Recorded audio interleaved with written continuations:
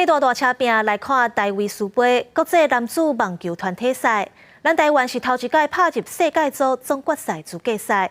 这礼拜特别和法国来拼输赢，台湾选手柯玉修单打双打拢会出战。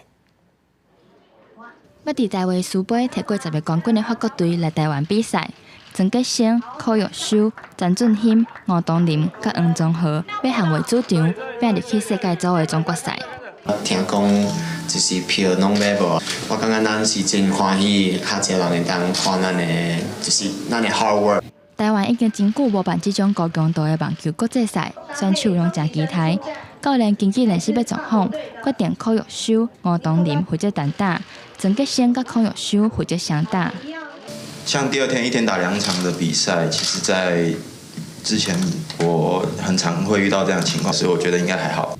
拜六头一天比赛是2场单打，负责第2点的吴东林对手是拄伫澳洲网球公开赛拍入去16强，目前世界排名第17的法国选手 Manarino。我们抽到法国队的那一刻起，我就大概有预感说，我应该会跟他打，所以其实我也准备了很久了。我们还是要把球打过网，打在格子以内，那大家都是一样，都是公平。那我会保持平常心，然后去应对。吴东林讲，伊袂家己吓惊家己，会尽力甲球拍好好。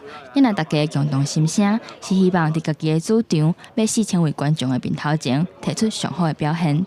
记者台北报道。